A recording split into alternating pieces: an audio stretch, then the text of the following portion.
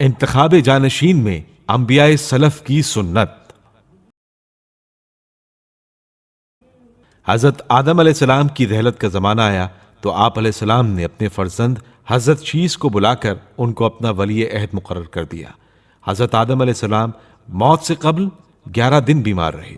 جناب شیث کو انہوں نے اپنا وصی مقرر کیا اور وصیت نامہ لکھ کر ان کے حوالے کر دیا۔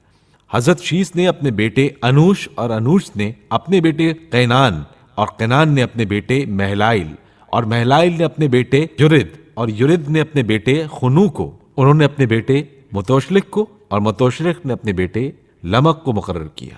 متوشلق نبی کے بارے میں علامہ طبری لکھتے ہیں کہ جب ان کا وقت قریب آیا تو انہوں نے اپنے بیٹے لمق کو اپنا خلیفہ مقرر کیا اور اسے وصی قرار دیا، جس طرح سے ان کے آباء و اجداد خود اپنا جانشین مقرر کرتے چلے آئے تھے۔ یہ لمق حضرت نوح کے والد بزرگوار تھے۔ جب حضرت نوح کا آخری وقت آیا تو لوگوں نے ان سے پوچھا کہ دنیا کو آپ نے کیسا پایا؟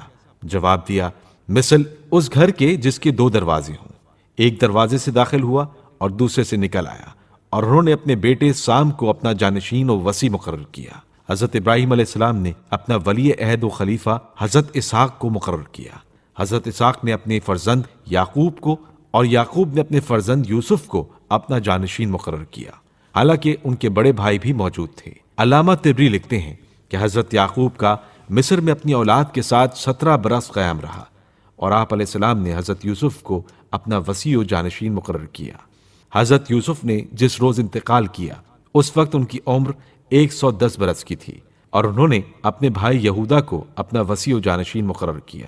حضرت ایوب نے بھی اپنا خلیفہ و جانشین خود مقرر کیا۔ حضرت ایوب علیہ السلام کی عمر 93 سال کی ہوئی، اور اپنی موت کے وقت انہوں نے اپنے بیٹے حومل کو اپنا وصی و جانشین مقرر کیا۔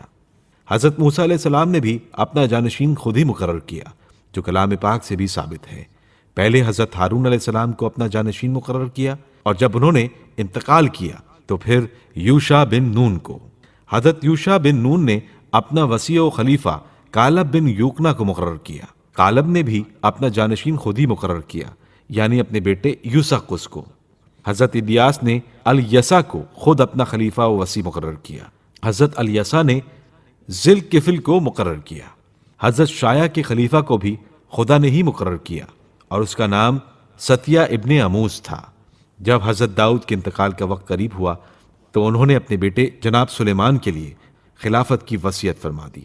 حضرت داؤد علیہ السلام کے 19 فرزند تھے، لیکن ان کے وارث نبوت صرف حضرت سلیمان ہوئے، اور باقی فرزندان داؤد وارث نہیں ہوئے۔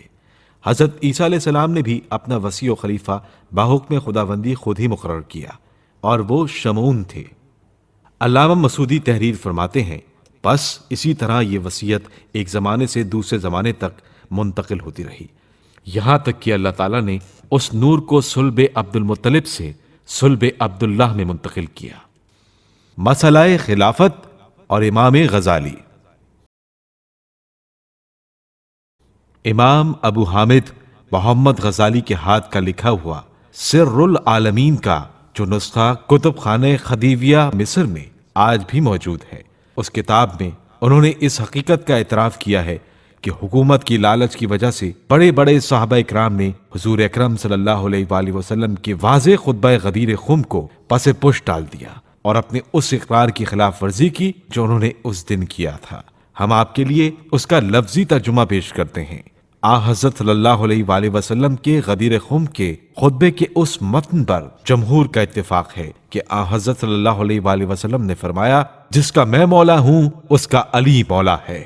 حضرت عمر نے مبارکباد دی، اے علی مبارک ہو، تم میرے اور تمام مومنوں اور مومنات کے مولا ہو گئے۔ اس طرح حضرت عمر نے حضرت علی علیہ السلام کی امارت کو تسلیم کر لیا، لیکن اس کے بعد حکومت کی محبت، امارت کے زوم، بڑے بڑے پرچموں کے لہرانے، گھوڑوں کے ازدحام اور فتوحات ممالک کے فخر و غرور نے ان لوگوں کو ہوا و ہوس کا جام پلا دیا۔